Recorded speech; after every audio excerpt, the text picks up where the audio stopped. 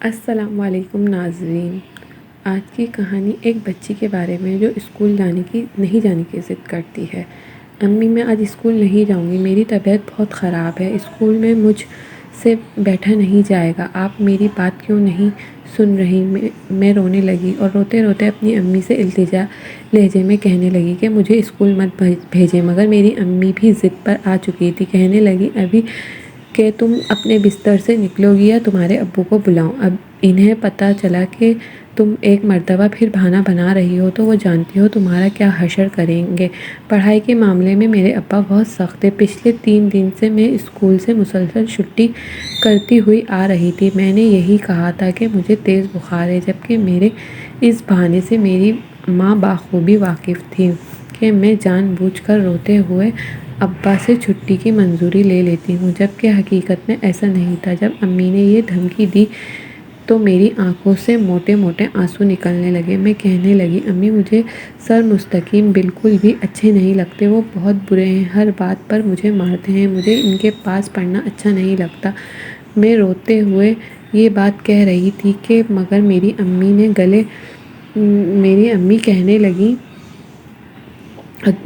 اگلے ہی پل کہنے لگی ایک تھپڑ تمہاری گال پر مار دیا، کہنے لگی تم چپ چاپ اپنے بستر سے اٹھ رہی ہو یا تمہارے پاپا کو بتا دوں؟ پہلے ہی تم دن بدن مارکس کم لے کر آتی ہو، ٹیسٹ بھی دیکھو اپنے پہلے جو تمہاری ٹیچر کی تعریف کرتے نہیں تھکتے تھے، اب ہر دوسرے دن تمہاری شکایت مل رہی ہے کہ تم پڑھائی میں دن بدن گرتی جا رہی ہو۔ امی نے ڈانٹ سن کر میں روتے ہوئے اٹھی اور دل بدل ہو کر ہی سہم گئی، مگر یونیفارم پہننے لگی۔ جیسے ہی یونیفارم پہن کر آئینے کے سامنے آئی تو میرا وجود لرز کر رہ چکا تھا، میری رنگت اڑنے لگی، خوف سا مجھ پر طاری ہو گیا، مگر کیا کرتی؟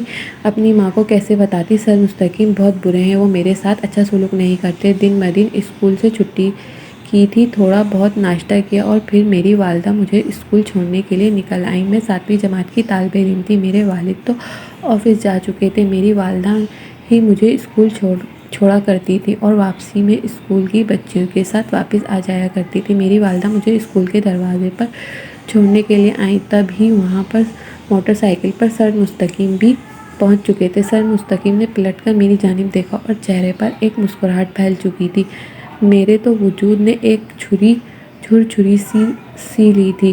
میں جلدی قدم اٹھاتی ہوئے اپنے کلاس روم میں پہنچی، میرا دل پوری قوت سے دھڑک رہا تھا، کیونکہ آج سے 3 دن پہلے جو کچھ اسکول میں میرے ساتھ ہوا تھا کبھی بھی بھول نہیں سکتی تھی۔ وہ منظر یاد آتا تو دل چاہتا کہ چیخ کر رونے لگ جاؤں، کیونکہ سر مستقیم نے میرے ساتھ ٹھیک نہیں کیا تھا۔ اس روز میرے انگلش کے ٹیسٹ میں 2 نمبر کم تھے، میں جانتی تھی کہ میری وہ غلطی ہے، مگر سر نے میرے 2 کے بجائے 6 نمبر کاٹ لیے۔ پوری کلاس میں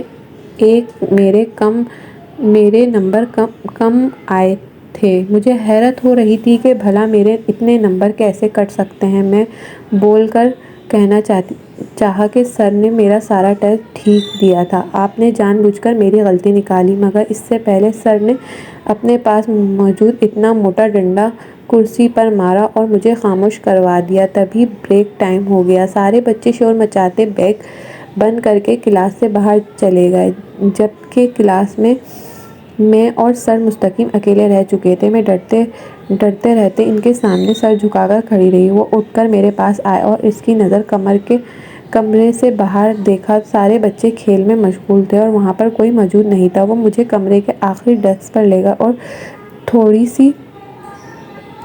سے چہرہ اوپر اٹھا کر کہنے لگے مانو کتنی پیاری بچی ہو تم، آخر کیوں نہیں ٹیسٹ میں محنت کرتی؟ ان کا یوں میری تھوڑی سے مجھے پکڑنا مجھے اچھا نہیں لگا تھا۔ میں ہڑبڑا کر فوراً پیچھے ہٹی، مگر وہ میرے گال پر اپنی انگلیوں کو سہلانے لگے، انگلیاں سہلا کر کہنے لگے مانو بیٹا اگر تمہیں کوئی چیز سمجھ نہیں آتی تو تم مجھ سے پوچھ لیا کرو، تو تم اتنی اچھی لائق و فائق بچی ہو کر پھر بھی اس طرح کی غلطیاں کیوں کرتی ہو؟ آج چھٹی کے بعد میں تمہیں ایکسٹرا کلاس دوں گا، سب بچے جب گھر چلے جائیں گے تم اسی کلاس میں رکی رہنا، میں تمہیں اتنا اچھا سمجھاؤں گا کہ تمہیں دوبارہ کبھی کوئی مسئلہ درپیش نہیں آئے گا۔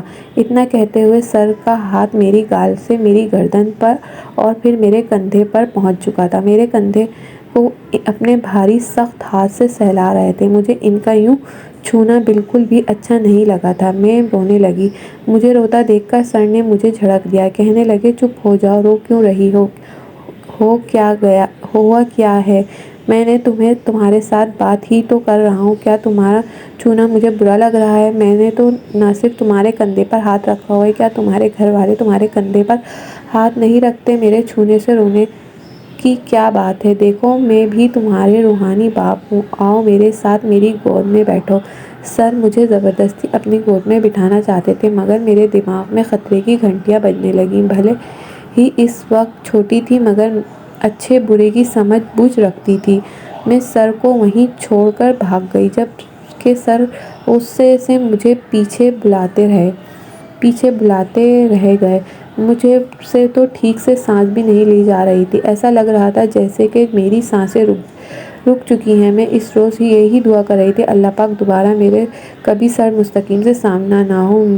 میں تو اسکول ہی چھوڑ دوں گی، دوبارہ یہاں نہیں آؤں گی۔ بار بار مجھے اپنی گالوں اور گردنوں پر ان کا ہاتھ پھیرتا ہوا محسوس ہو رہا تھا۔ میں نے جلدی سے چھٹی ہوتے ہی بیگ پہنا اسکول سے باہر بھاگ گئی تاکہ سر کسی طرح مجھے روک نہ سکیں۔ آج سب سے پہلے اسکول سے باہر نکلی تھی اور بھاگتے ہوئے گھر پہنچی۔ گھر جاتے پورا وجود پسینے سے شرابور ہو چکا تھا، مجھے بخار ہونے لگا۔ اگلے روز تو میں نے اسکول جانے سے انکار کر دیا، مگر 2 دن تک آخر کتنے بہانے بناتی۔ ابھی بھی اسکول میں اردو سبجیکٹ کی کلاس اٹینڈ کر رہی تھی۔ جیسے سر کے سبجیکٹ کی کلاس نزدیک آ رہی تھی، میرے تو ہوش اڑنے لگے۔ یہ دعا کرنے لگی، اللہ کرے سر مستقیم کلاس میں ہی نہ آئیں، اسکول کا پرنسپل کوئی میٹنگ بلا لے، وہاں چلے جائیں، مگر سر کلاس میں ہی نہ آ سکے۔ کتنی دعائیں مانگتی رہی، مگر جیسے ہی گھنٹی بجی سر مستقیم کی کلاس میں آ چکے تھے۔ آتے ہی سب سے پہلے انہوں نے ایک نظر مجھ پر ڈالی۔ ان کے چہرے پر ایک مسکراہٹ تھی۔ انہوں نے پہلے کام لکھوانا شروع کیا۔ باقی بچوں سے بھی وہ سوال و جواب کر رہے تھے، مگر مجھ سے سوال جواب کرنے کا انداز تو کچھ اور ہی تھا ان کا۔ میں تو نظریں جھکائے بیٹھی خاموشی سے کام لکھ رہی تھی۔ سب بچوں کاپیاں چیک کرا رہے تھے۔ میری کاپی انہوں نے آخر میں چیک کی تھی۔ میں نے ایک ایک لفظ بالکل ٹھیک لکھا ہوا تھا تاکہ سر کوئی بھی شکایت کا موقع نہ ملے، مگر اس کے باوجود سر نے میری کاپی کے صفحے کے سرخ پنسل سے کر ڈال دیا تھا۔ کہنے لگے یہ کیا کام کیا ہے تم نے؟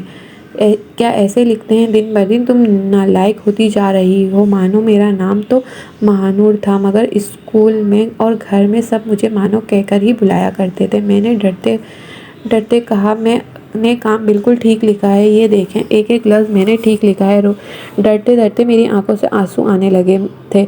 میں بہت زیادہ خوفزدہ ہو چکی تھی، مگر سر نے اگلے پل میرا ہاتھ پکڑا اور کہنے لگے جاؤ اپنی پینسل لے کر آؤ۔ میں ڈرتے پینسل لے کر آئی۔ انہوں نے اپنے پاس کرسی کھینچ کر مجھے بٹھایا۔ سر کے آگے ایک ٹیبل پڑا ہوا تھا جس پر بچوں کی کاپیوں کے انبار لگے تھے۔ صرف سر کے چہرے پر اور کندھے تک ہی وہ نظر آتے تھے۔ جب وہاں بیٹھی تو ان کاپیوں کے انبار میں گویا چھپ گئی تھی۔ سر نے میرا ہاتھ پکڑا اور مجھے ایک ایک لفظ لکھوانا شروع کر دیا۔ اسی کے ساتھ ہی وہ کبھی میرے کمر پر ہاتھ پھیرتے، کبھی میری ٹانگ پر ہاتھ پھیرتے۔ سر کو لمس محسوس ہونے میں نے نظر اٹھا کر انہیں دیکھا تو ان کی آنکھوں میں ایک چمک تھی اور تنبیہ تھی کہ میں چپ کر رہا ہوں، مجھے کرنے دو، جو میں کر رہا ہوں مجھے کرنے دو، آگے دیکھ کر کام لکھوں۔ میرا تو ہاتھ کانپ رہا تھا، ایک بھی لفظ مجھ سے لکھا نہیں جا رہا تھا۔ اگر تو میں وہاں اٹھتی تو سر مجھے جان سے ہی مار دیتے۔ وہاں پر بیٹھی تھی، ایک ایک لفظ لکھتی رہی اور سر میرے پورے جسم پر ہاتھ پھیرتے رہے۔ جیسے ہی کمرے کے باہر سے پرنسپل کی آواز آئی تو سر کا ہاتھ فوراً اٹھا تھا اور میں اس وقت شکر ادا کیا وہاں سے اٹھ گئی۔ پرنسپل اسکول میں راؤنڈ لگا رہے تھے، دوبارہ اپنی جگہ پر جا کر بیٹھ چکی تھی۔ اس روز جب چھٹی ہوئی تو چھٹی کے وقت میں باہر جانے لگی، تبھی میرے کندھے پر کسی نے ہاتھ رکھا اور اپنی طرف پلٹ کر دیکھا۔ پیچھے ایک لڑکی کھڑی تھی اور کہنے لگی تمہیں اسٹاف روم میں سر مستقیم بلا رہے ہیں۔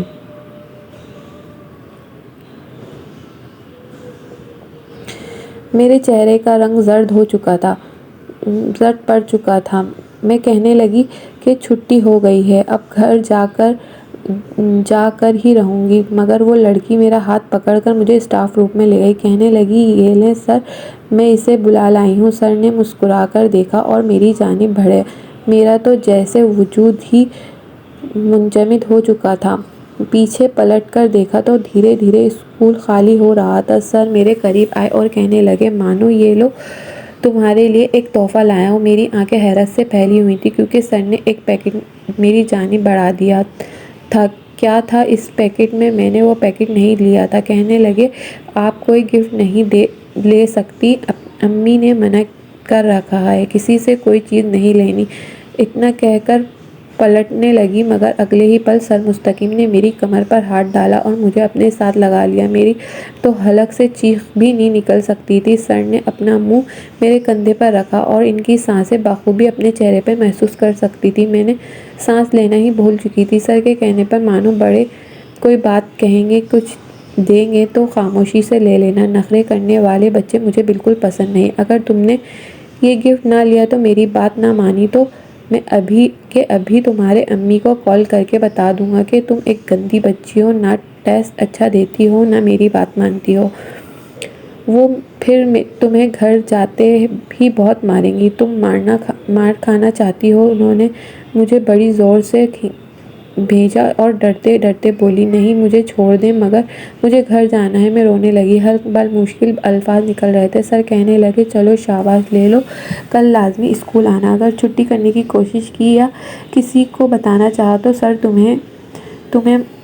تمہیں مارتے ہیں اور تمہارے ساتھ برا سلوک کروں گا، ٹھیک ہے نا؟ انہوں نے مجھے چھوڑا۔ اگلے پل میری گال پر بوسہ دیتے ہوئے کہا کہ اب چلو گھر جاؤ۔ ایک مرتبہ پھر انہوں نے مجھ سے یہی اشارہ کیا کہ کسی کو مت بتانا۔ میں نے بہت زیادہ ڈر چکی تھی۔ راستے میں جب پیکٹ کھول کر دیکھا تو اس میں بہت زیادہ پسندیدہ چاکلیٹ اور چپس پڑے تھے اور سارے چاکلیٹ میری پسندیدہ تھے، لیکن میں نے ان کو ہاتھ نہیں لگایا تھا۔ راستے میں جاتے ہوئے میں نے اسے کچرے میں پھینک دیا اور بھاگ کر گھر گئی۔ میں اڑی ہوئی رنگت سے اور خراب حالت دیکھ کر امی نے مجھ سے سوال کرنے لگی وہ اتنی بکھری ہوئی کیوں لگ رہی ہو؟ میں نے رونے لگی اور میں نے ان سے کہا کہ امی سر مستقیم بلا وجہ مجھے مارتے ہیں، میری کوئی غلطی بھی نہیں ہوتی، پھر بھی دیکھیں میرا سارا ٹیسٹ ٹھیک ہے، پھر بھی انہوں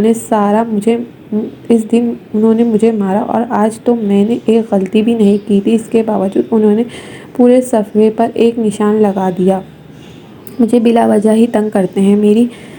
میری ماں اس وقت میرے لیے کپڑے نکال رہی تھی، سرسری انداز میں میری بات سن کر کہنے لگی سر کی تمہاری کوئی دشمنی تو نہیں ہے نا؟ تمہارے باپ دادا کی نسلی دشمنی ہے جو تم سے بدلہ لے گا؟ تم نے ہی کچھ غلطی کی ہوگی تبھی تو سر نے تمہیں ایسا کہا۔ بلا وجہ استادوں کے لیے دل میں نفرت نہیں رکھتے۔ اگر تمہارے منہ سے یہ الفاظ تمہارے ابا نے سن لیے تو تمہیں بہت ماریں گے۔ تمہیں اپنے استادوں کے بارے میں اس طرح کی باتیں کر رہی ہو، چلو شاباش چینج کرو، تمہارے لیے کھانا نکالتی ہوں۔ ایک مرتبہ پھر اس معاملے میں بالکل تنہا ہو چکی تھی۔ کھانے پینے سے میرا دل ہی اٹھ چکا تھا، کچھ بھی کھانے کو دل نہ کرتا، نہ ہی میں ٹھیک سے سو پاتی۔ آنکھیں بند کر کے سر مستقیم مجھے دکھائی دیتے جو مجھے چھو رہے ہوتے تھے۔ میں رو رہی تھی۔ اگلے دن مجھے ہر حال میں اسکول جانا تھا کیونکہ سر نے دھمکی دی تھی میں کوئی بہانہ بنا کر چھٹی نہ کر لوں۔ اس روز ڈرتے ڈرتے اسکول پہنچی تھی، خوف تو میرے چہرے پر طاری تھا۔ اس روز سارا دن میں کلاس میں ہر ٹیچر سے مار کھاتی ہوئی آئی تھی۔ کوئی مجھے کان پکڑ کر کلاس کے باہر کھڑا کر رہا تھا تو کوئی مجھے مار رہا تھا۔ کسی کا ٹیسٹ غلط ہو رہا تھا، میں سبق ہی نہیں سنا پا رہی تھی کیونکہ میرے دھیان پر ہر بار سر مستقیم گھوم رہے تھے۔ ان کی کلاس کا وقت آیا، وہ کلاس میں آ کر بیٹھ گئے۔ آج انہوں نے کوئی سبق نہیں پڑھایا تھا بلکہ سب بچوں کے ساتھ ہنس ہنس کر باتیں کرتے رہے۔ خاموشی سے سر جھکائے بیٹھی رہی کہ جب کچھ دیر بات کرنے کے بعد انہوں نے کہا میں اب تم لوگوں سے انگلش کا ٹیسٹ لوں گا۔ سب بچے حیران ہوئے، سر کو منع کرنے لگے۔ سر آپ نے پہلے نہیں بتایا تھا، ہماری تو کوئی تیاری نہیں ہے۔ مگر سر نے کہنے لگے یہ سرپرائز ٹیسٹ ہے، تم میں سے جو بھی اچھے نمبر لے گا اسے 100 روپے کا انعام دوں گا۔ سارے بچے خوشی خوشی ٹیسٹ کی تیاری کرنے لگے۔ میں نے بھی میں نے بھی ٹیسٹ دیا، مگر جیسے ہی سر مستقیم میرے پاس آ کر کھڑے ہوتے تو میں گھبرا سی جاتی، سارا سبق ذہن سے نکل جاتا، میری آنکھوں سے آنسو آنے لگتے۔ بچے سر کو شکایت لگانے گئے، مہانور کو کچھ نہیں آتا، سر دیکھو یہ بیٹھ کر رو رہی ہے۔ سر نے آگے بڑھ کر مجھے ٹیسٹ ہی چھین لیا، ابھی تک مجھ سے صرف ایک آدھا سوال کا جواب ہی لکھا تھا۔ اگلے پل سر نے موٹا ڈنڈا میری کرسی پر مارا اور کہنے لگے، بس آج تمہاری چھٹی بن، آج میں تمہیں گھر نہیں جانے دوں گا، آج تمہاری ایکسٹرا کلاس ہو کر رہے گی، باقی بچوں کو تو انہوں نے بھیج دیا۔ جبکہ میری امی کی کال کرنے پر کہنے لگے، آپ کی بچی کو خود گھر چھوڑنے آ جاؤں گا، آج اس کی ایکسٹرا کلاس ہے، یہ پڑھائی سے بالکل توجہ نہیں دے رہی۔ انہیں روکنا چاہتی تھی، اپنی امی سے بات کر کے کہنا چاہتی تھی کہ مجھے کوئی ایکسٹرا کلاس نہیں لینی، مگر کیا کرتی، میں بے بس تھی، کوئی میری سننے کو تیار نہ تھا۔ میں وہیں کمرے میں بیٹھی رہی اور دھیرے دھیرے اسکول خالی ہونے لگا۔ چھٹی ہو چکی تھی، جیسے ہی سب بچے چلے گئے تو سر مستقیم روم میں آ گئے۔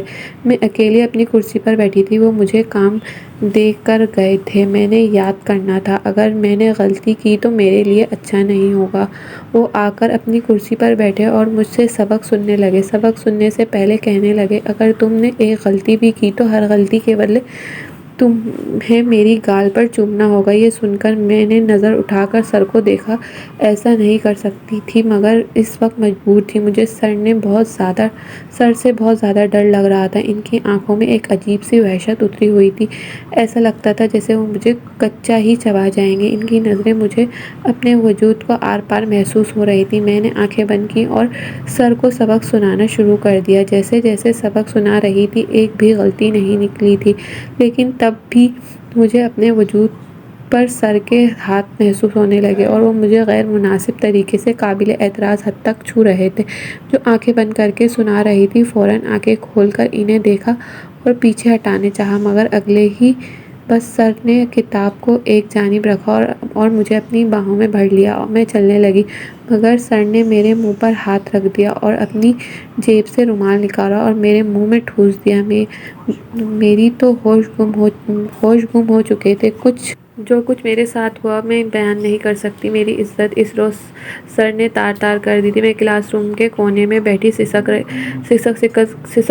کر رو رہی تھی۔ سر اپنا کام پورا کرنے کے بعد کب کلاس روم سے جا چکے تھے، واپس آئے تو ان کے ہاتھ میں جوس اور چپس تھا، جو مجھے بڑے پیار سے پلانے لگے اور مجھے سانس لینے میں دشواری ہو رہی تھی، شاید میرا بلڈ پریشر بہت لو ہو چکا تھا۔ میں نے وہ جوس لے کر پینا شروع کر دیا، میری حالت قدرے بہتر ہوئی۔ سر نے ایک مرتبہ پھر مجھے اپنی باہوں میں بھر لیا اور کہنے لگے، گڑیا بڑی پیاری بچی ہو تم، اپنے سر کی ہر بات مانتی ہو، لیکن اب اس بارے میں کسی کو کچھ بھی مت بتانا، اگر تم نے کسی کو کچھ بتایا تو کوئی مجھ سے اس بارے میں ذرا بھی بات کرنے آیا یا تمہارے ماں باپ کو بتا دوں گا کہ تمہارا سینسیر ایک لڑکے کے ساتھ چکر چل رہا ہے۔ تم اکثر اس سے باتیں کیا کرتی تھی اور اگر روکتا تو تم مجھ سے بھی بدتمیزی کرتی۔ یہ سب کچھ بھی تم نے اپنے اس عاشق کے ساتھ ہی کیا ہے، مگر عین موقع پر میں نے تمہیں دیکھ لیا، اپنے اور اپنے عاشق کے تعلق کو چھپانے کے لیے تم نے یہ الزام مجھے لگا دیا۔ بتاؤ میری کہانی کیسی لگی؟ سر